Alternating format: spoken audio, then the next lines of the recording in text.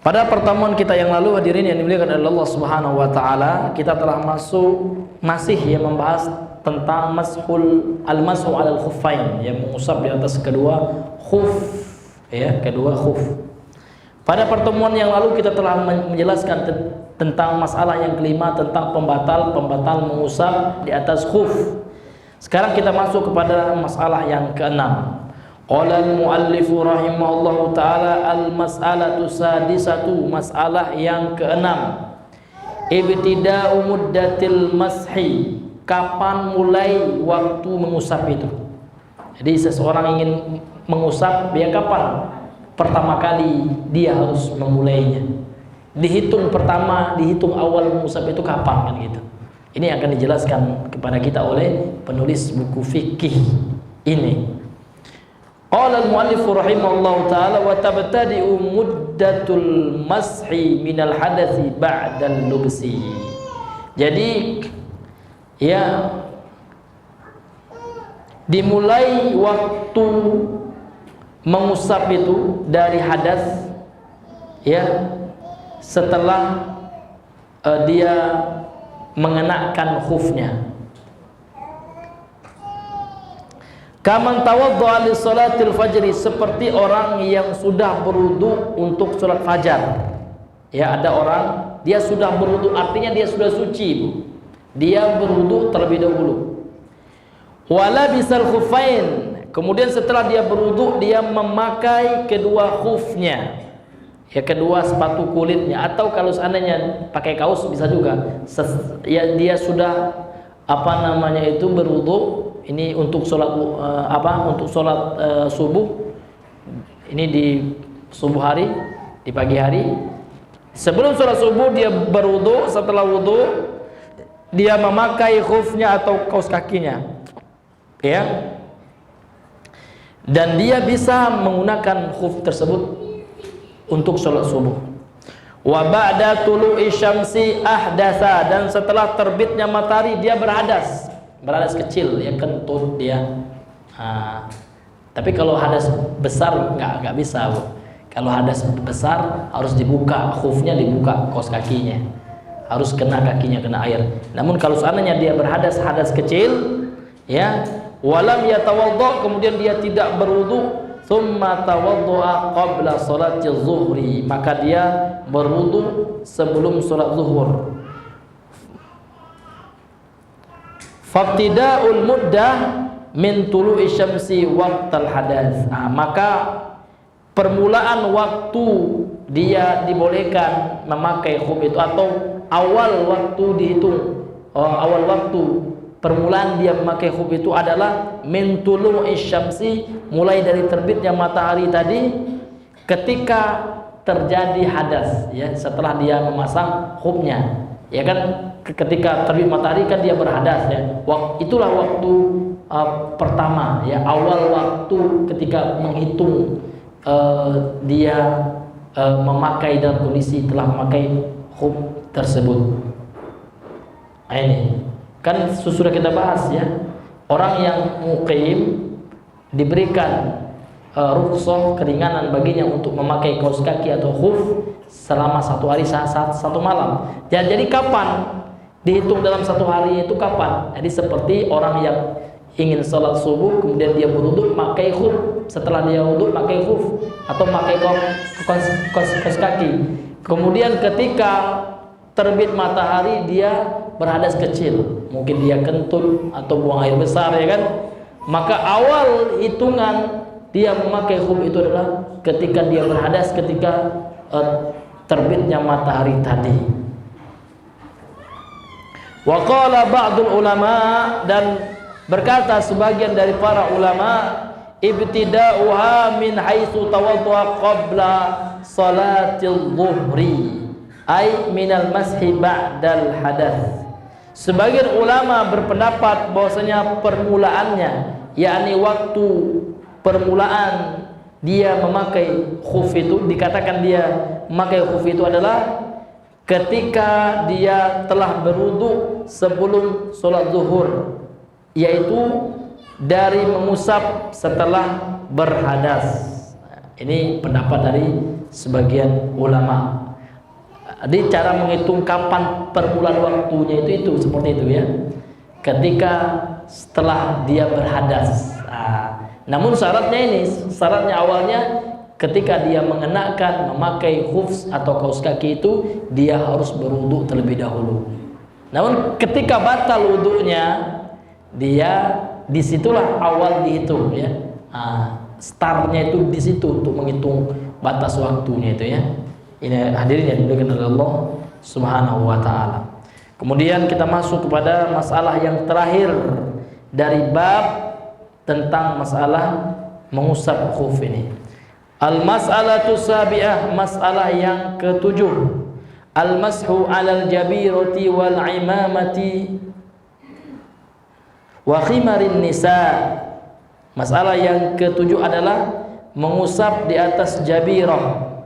Ya, jabirah ini adalah perban yang diikatkan bagi orang yang patah tulang atau orang yang terluka, ada perban ya.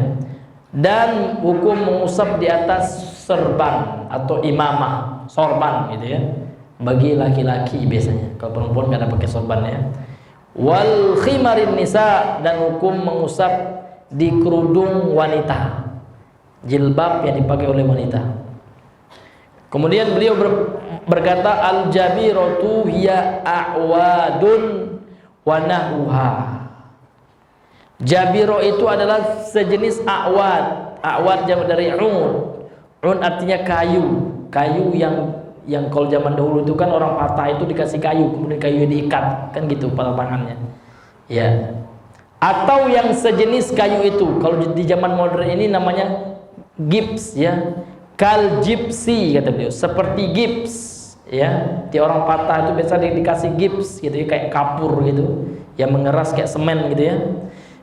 Mimma yurbatu 'alal kasri, yang diikatkan kepada orang yang patah tangan, patah tulang ya, patah tulang ya.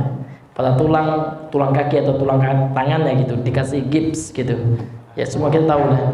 Liyujbira well time ya, sehingga kuat ya tangannya tersebut ya, sehingga terlindungi tangan yang patah atau kaki yang patah tersebut. Jadi kalau seandainya dalam keadaan seperti itu ya, dikasih gips seperti itu, maka ketika dia berwudu boleh diusap saja, tidak dibasuh bagian itu.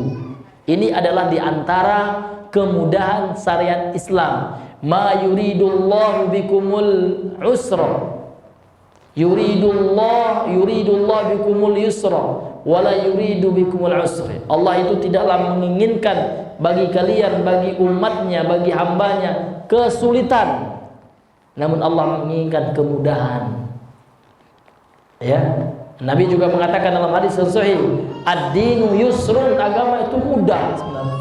Bahkan Allah Subhanahu wa taala tidaklah memberikan beban kepada hambanya melainkan sesuai dengan kesanggupan dan kemampuannya. La yukallifullahu nafsan illa wus'aha. Allah Subhanahu wa taala tidak akan membebankan seseorang melainkan sesuai dengan kemampuannya, hadirin. Makanya inilah hadirin yang dimuliakan oleh Allah Subhanahu wa taala yang mesti kita perhatikan.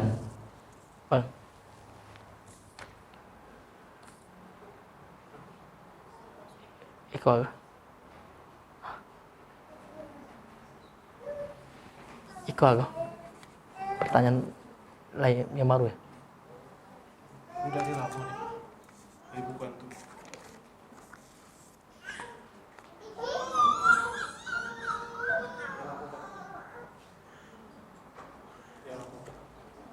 Ya. Kemudian kata beliau, wa kadzalika yumsahu 'alal lisuqi wal lafaif allati tud'u 'alal juruh. Kemudian juga boleh dibasuh, diusap ya bagi orang yang terluka, yang diperban tangannya, diikat dengan kain ya, yang perban dan ikatan kain itu diletakkan di atas bagian tubuhnya yang terluka. Ini bagian tubuh yang terluka tersebut boleh ketika berwudu diusap saja. Kemudian kata beliau, fa kullu hadhil asya' yumsau 'alaiha. Setiap hal ini boleh diusap ketika berwudu. Bi syarti an takuna ala qadril hajah. Namun syaratnya yang diusap adalah sesuai dengan kebutuhan saja. Jangan yang luka cuman 1 kilan yang diusap 1 hasta. Ya ini nggak boleh. Jadi yang diusap itu hanya yang luka itu saja gitu, bagian yang diperban itu saja. Yang lainnya tetap dibasuh. Ya, wallahu taala alam. Fa in tajawazat qadral hajah, kalau seandainya melampaui kebutuhannya itu ukuran yang telah ditentukan itu, ukuran yang luka dari tubuhnya itu, lazima nazu mazada alal hajah, maka harus dibuang, artinya jangan dibasuh yang zada alal hajah, yang berlebih dari batasan yang luka dari tubuhnya itu, nggak boleh gitu. Jadi yang diusap adalah sebatas yang luka saja gitu maksudnya. Kemudian kata beliau, wa yajuzul mashu 'alaiha minal hadatsil akbar wal asghar, dan boleh mengusap di atasnya, baik itu yang terkena ketika dia terkena pada hadas besar maupun hadas kecil. Beda dengan khuf. Kalau khuf itu hanya hadas kecil saja, Bu. Ini catatan penting. Kalau seandainya dia terkena hadas besar, dia harus tanggalkan khufnya. Tapi kalau dalam keadaan darurat seperti ini, orang yang digips, orang yang patah, orang yang terluka parah yang diperban, ini meskipun dia terkena hadas besar, ya boleh dia diusap juga. Baik itu hadas kecil maupun hadas besar, boleh ketika berwudu diusap saja bahagian tersebut. Walaysa lil mashi 'alaiha waqtun muhaddadun bal yumsahu 'alaiha illa naziha aw shifa ma tahtaha. Kemudian tidak ada waktu tertentu juga bagi orang yang patah, orang yang terluka itu ya. Kapan waktunya? Nggak ada waktu tertentu. Boleh selama sampai dia sembuh gitu ya. Selama dia masih sakit sampai dia sembuh, sampai dia meninggalkan atau melepaskan gipsnya atau melepaskan perbannya. Wadalilu ala dzalika, dalil atas hal itu adalah annal masha 'alal jabirah daruratun. Mengusap di atas perban itu darurat hukumnya. Dalam keadaan darurat. Wad daruratu tuqaddaru biqadariha. Sedangkan perkara yang darurat itu ini diberikan sesuai dengan kadarnya.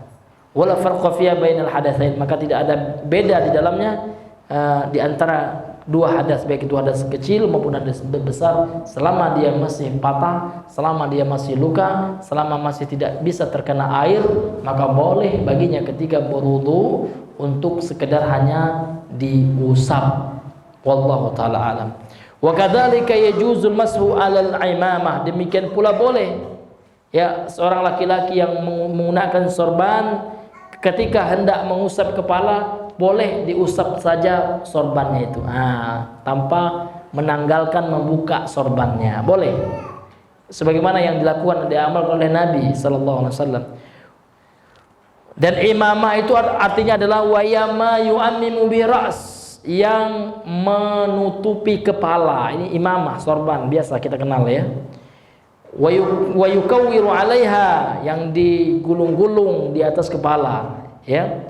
Wa dalilu ala dzalika, dalil bolehnya mengusap di atas imamah, di atas sorban, hadisu al-Mughirah, adalah hadis dari al-Imam dari sahabat yang mulia Mughirah bin Syu'bah radhiyallahu anhu, semoga Allah meridhoinya, ada Nabi sallallahu alaihi wasallam masa ala imamati, bahwasanya Nabi pernah mengusap di atas sorbannya, imamahnya.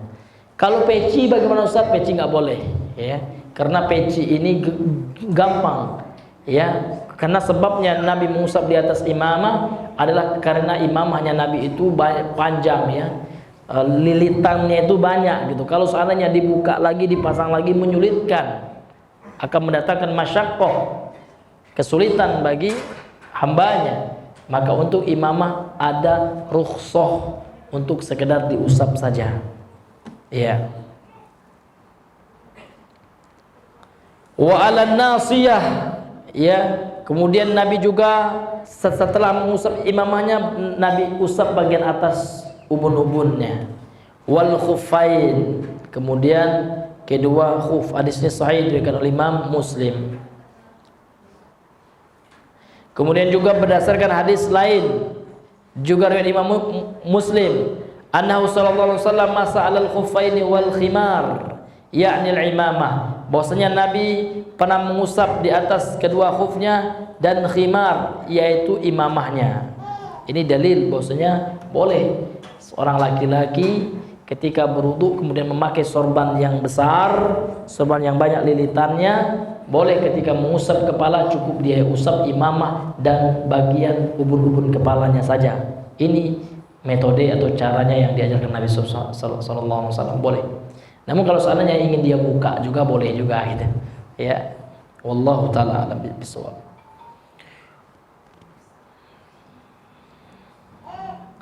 Wal mashu 'alaiha laisa lahu waqtun muhaddad. Nah, kemudian mengusap di atas imamah itu tidak ada waktu yang ditentukan. Walakin law salaka sabilal ihtiyati falam yamsaha illa idza labisaha 'ala tahara fil muddatil muhaddadah lil mushi al-khuffain lakana hasanan. Akan tetapi apabila dia menempuh jalan kehati-hatian untuk dalam rangka kehati-hatian, falam yamsahha,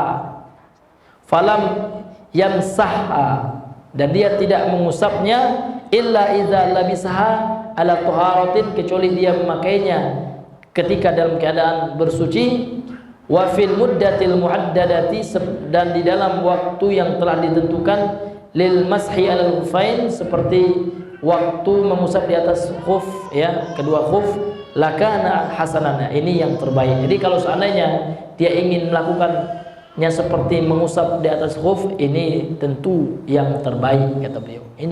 Namun ini hanyalah sekedar kehati-hatian. Namun hukum asalnya mengusap di atas kedua, di atas imamah, di atas sorban ini tidak ada batasan waktu yang ditentukan. Wallahu taala alam. Amma khimarul mar'ati wa huwa ma tughatti bi ra'sa. Adapun kerudung wanita, khimar, ya, khimarnya wanita. Khimar itu adalah yang menutupi kepala wanita, ya, kerudung gitu. Fal aula alla tumsah alaihi, maka yang lebih utama tidak diusap di atas kerudung wanita. Ini hukum asalnya, yang lebih utama, yang afdalnya tidak diusap gitu. Illa idza kana hunaka masyaqqah fi naziha, kecuali di sana ada kesulitan melepas kerudung tersebut ketika mau berwudu bagi wanita. Au li maradin fi ra'si, atau wanita ini ada sakit di kepalanya, kalau dia lepas kerudung yang menutupi kepalanya terkena air, ya kan, maka ini akan berbahaya baginya, maka boleh dia mengusap, ya, di atas kerudungnya. Walau kana ra'su mulabbadan, atau dan jikalau kepalanya itu terlumuri inai wa ghairi, atau yang selainnya, ya, maka fayajuzul mashu alaihi, maka boleh dia ketika berwudu dia cuma mengusap kerudungnya kalau kepalanya sedang dia hinai kan oleh wanita gitu. Li fi'lin Nabi sallallahu alaihi wasallam, sebagaimana perbuatan Nabi sallallahu alaihi wasallam, wa umuman, ya, dan secara umum, taharatu ra'si fiha syai'un min at-tashil, ya. Ya, secara umum Nabi ketika membersihkan, menyucikan kepalanya, maka di dalamnya ada kemudahan, ada kemudahan dan ada kelonggaran. Maka untuk itu boleh, ini adalah bentuk taisir, tashil ala hadhil ummah, kelonggaran, kemudahan yang diberikan kepada umat Islam ini. Jadi kalau seandainya wanita ingin mengusap di kepalanya itu, lebih utamanya tidak, ya, dia usap langsung kan gitu, dia lepaskan kerudungnya ketika berwudu. Namun kalau seandainya wanita ini lagi pasang inai atau sakit di kepalanya, ya, maka dalam kondisi yang seperti ini boleh baginya untuk mengusap di kerudung saja ketika berwudu, atau dia di tempat terbuka, tempat wudunya itu terlihat oleh laki-laki yang bukan mahram. Kalau seandainya dia lepas, nanti kerudungnya akan terlihat rambutnya, ya, terlihat uratnya. Maka dalam kondisi yang seperti itu, insya Allah, ya, dengan izin Allah, boleh dia hanya mengusap di kerudung saja ketika mengusap kepalanya. Wallahu ta'ala a'lamu bisawab. Ya, alhamdulillah kita telah menyelesaikan bab tentang mengusap di atas kedua khuf. Insyaallah pada pertemuan yang selanjutnya kita masuk kepada bab yang ke-7 tentang masalah mandi wajib. Ya, ini saja yang bisa kami sampaikan. Lebih kurang mohon maaf. Semua yang benar datang dari Allah Subhanahu wa taala. Kemudian yang salah, khilaf, keliru, lupa, ini semua dari kami dan dari syaitan yang terkutuk. Subhanakallahumma bihamdika asyhadu an la ilaha illa anta astaghfiruka wa atubu ilaih. Assalamualaikum warahmatullahi wabarakatuh.